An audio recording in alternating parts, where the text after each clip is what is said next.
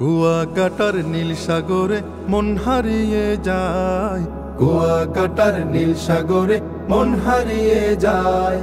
ঢেউয়ের দোলায় দুলবি যদি আয়রে ছুটে আয়, ঢেউয়ের দোলায় দুলবি যদি আয়রে ছুটে আয়, আয়রে ছুটে আয় কুয়াকাটায়, আয়রে ছুটে আয় কুয়াকাটায়, আয়রে ছুটে আয় কুয়াকাটায়, আয়রে ছুটে আয় কুয়াকাটায়। বাংলাদেশের বিভিন্ন জেলা উপজেলার প্রত্যন্ত অঞ্চলে চলমান মানবিক ও সমাজসেবামূলক কার্যক্রমে নিয়োজিত পেশাজীবী ও তাদের পরিবারের সদস্যদের নিয়ে অনুষ্ঠিত হল কুয়াকাটা ট্যুর 2024। ব্যস্ততম পেশাগত গণ্ডির বাইরে পরিবার পরিজন সহ বিনোদনের ব্যবস্থা, শৃঙ্খলাবোধ, সময়ানুবর্তিতা, ভ্রাতৃত্ববোধ ও টিম স্পিরিট সৃষ্টি এবং তা অব্যাহত রাখা, ভ্রমণ ও বিনোদনের পাশাপাশি আদর্শ পরিবার গঠন এবং নৈতিক মান সংরক্ষণ ও উন্নয়নের দিক নির্দেশনা প্রদানের লক্ষ্য নিয়ে 24 থেকে 28 ডিসেম্বর 2024 আয়োজিত কুয়াকাটা ট্যুরের অংশগ্রহণকারী 613 জনকে 7টি গ্রুপে বিভক্ত করা হয়। গ্রুপ 1 পুরুষ কর্মকর্তা, গ্রুপ 2 মহিলা কর্মকর্তা ও পরিবারের মহিলা সদস্য, গ্রুপ 3 পুরুষ কর্মচারীবৃন্দ, গ্রুপ 4 মহিলা কর্মচারী ও পরিবারের মহিলা সদস্য, গ্রুপ 5 প্রথম থেকে চতুর্থ শ্রেণী পর্যন্ত ছাত্রছাত্রী, গ্রুপ 6 পঞ্চম থেকে অষ্টম শ্রেণী পর্যন্ত ছাত্রছাত্রী এবং গ্রুপ 7 নবম শ্রেণী থেকে চতুর্থ স্তরের ছাত্রছাত্রী। 24 ডিসেম্বর বিকেল 3টায় অংশগ্রহণকারীরা উত্তরা থেকে বাস যোগে সদরঘাট লঞ্চ টার্মিনালে যান। লঞ্চে আরোহণ ও কেবিন বন্টনের পর সন্ধ্যায় অনুষ্ঠিত ওরিয়েন্টেশন প্রোগ্রামে হাউস রুলস ও প্রয়োজনীয় নির্দেশনা প্রদান করেন ডাক্তার মোহাম্মদ রেদওয়ানুর রহমান। এরপর কম্বাইন্ড মোটিভেশনাল সেশনে পরোপকার ও আমাদের জীবন শীর্ষক আলোচনা উপস্থাপন করেন বিশিষ্ট মনোবিজ্ঞানী জনাব জিয়াউল হক। 25 ডিসেম্বর সকাল 8টায় লঞ্চ পটুয়াখালী পৌঁছালে স্থানীয় এলাকাবাসীর পক্ষ থেকে সবাইকে ফুল দিয়ে বরণ করা হয়। পটুয়াখালী নদীবন্দর থেকে বাসযোগী পর্যটকগণ কুয়াকাটা শিকদার রিসোর্টে আসেন। ট্যুর প্রোগ্রামের রেশনারি অনুযায়ী প্রতিদিন কিয়ামুল লাইল সহ 5 ওয়াক্ত নামাজ জামাতের সাথে আদায় করা হয়। 25 ডিসেম্বর পর্যটকগণ ভ্যান যোগে ঐতিহাসিক স্থাপনাসমূহ, 200 বছরের পুরনো নৌকা, ঐতিহ্যবাহী মাছ বাজার, সমুদ্র সৈকত পরিদর্শন ও সূর্যাস্ত অবলোকন করেন। 26 তারিখ অংশগ্রহণকারীরা স্পিডবোট যোগে বঙ্গোপসাগরের মধ্য দিয়ে চর বিজয়ে যান। সেখানে অংশগ্রহণকারীরা 2 কিলোমিটারের ফান রান বা মিনি ম্যারাথন ও অন্যান্য আউটডোর গেমসে অংশ নেন। 27 ডিসেম্বর পর্যটকগণ লঞ্চ যোগে ফকিরহাট ও ফাত্তার বনে ফরেস্ট ট্রেকিং এবং ম্যানগ্রোভ ফরেস্ট সহ সুন্দরবনের অংশবিশেষ ভ্রমণ করেন।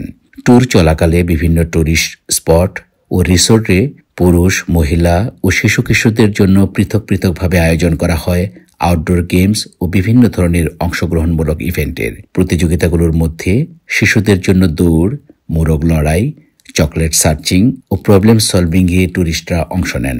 দিনব্যাপী ডে ট্যুর শেষে প্রতিদিন সন্ধ্যায় সকল গ্রুপের জন্য পৃথক পৃথকভাবে মোটিভেশনাল সেশন অনুষ্ঠিত হয়।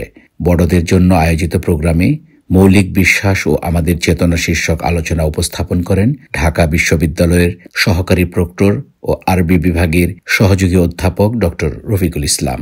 ভারসাম্যপূর্ণ পরিবার ব্যবস্থাপনা কতিপয় গুরুত্বপূর্ণ দিক বিষয়ে আলোচনা পেশ করেন বাংলাদেশ স্যাটেলাইট কোম্পানি লিমিটেডের ব্যবস্থাপনা পরিচালক এবং প্রধান নির্বাহী কর্মকর্তা জনাব ডক্টর ইমাদুর রহমান।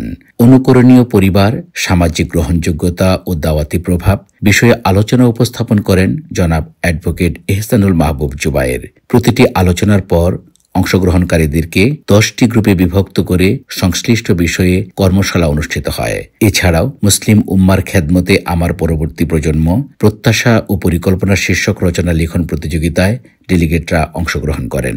গ্রুপ 4-এর মহিলা অংশগ্রহণকারীদের জন্য বিশেষ কর্মশালা পরিচালনা করেন বিশিষ্ট শিক্ষাবিদ ও লেখিকা মিসেস শাহিদা নূর। নবম শ্রেণী থেকে চতুর্থ স্তরের শিক্ষার্থীদের জন্য ওয়ার্কশপ পরিচালনা করেন মুসলিম এইড সুইডেনের প্রতিনিধি মিসেস মাইজুরা আইলিন আবদুল্লাহ। শিশু শ্রেণী থেকে অষ্টম শ্রেণী পর্যন্ত শিশু কিশোরদের বিভিন্ন সাব গ্রুপে বিভক্ত করে তাদের উপযোগী গান, কবিতা আবৃত্তি, অঙ্কন, রিফ্লেক্টিভ সেশন সহ শিশুতোষ আলোচনা অনুষ্ঠানের আয়োজন করা হয়।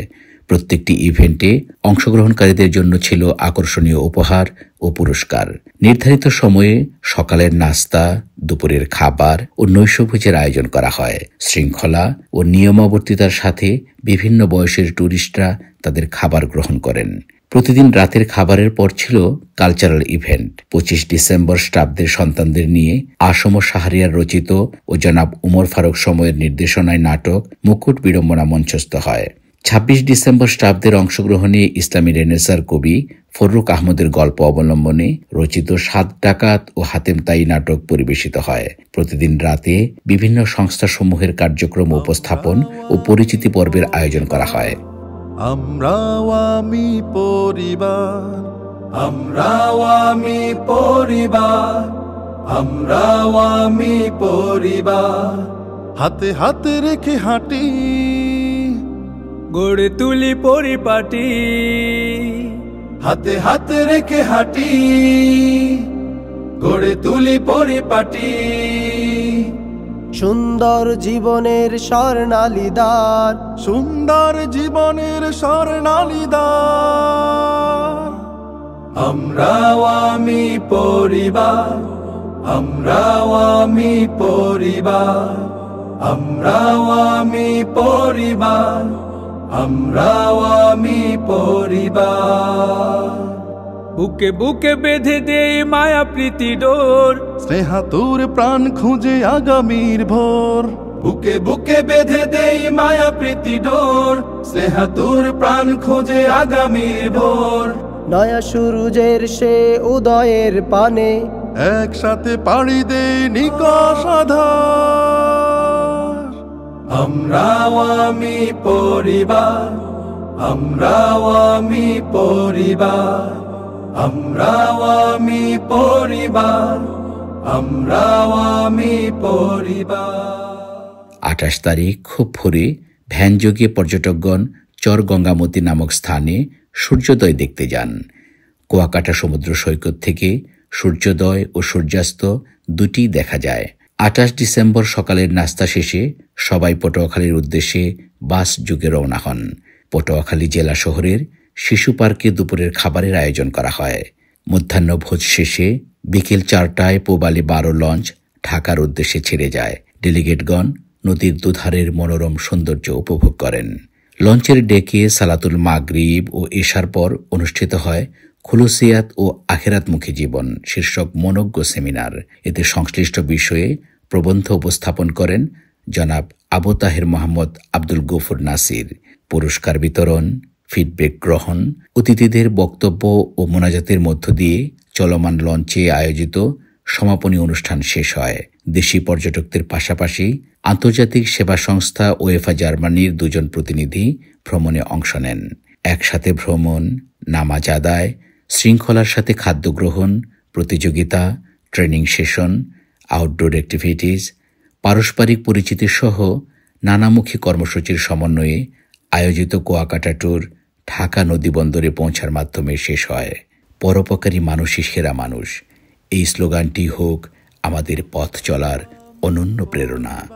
মহান আল্লাহ আমাদের এই ট্যুরটি কবুল করুন, আমিন। আমরাও আমি পরিবার, আমরাও আমি পরিবার।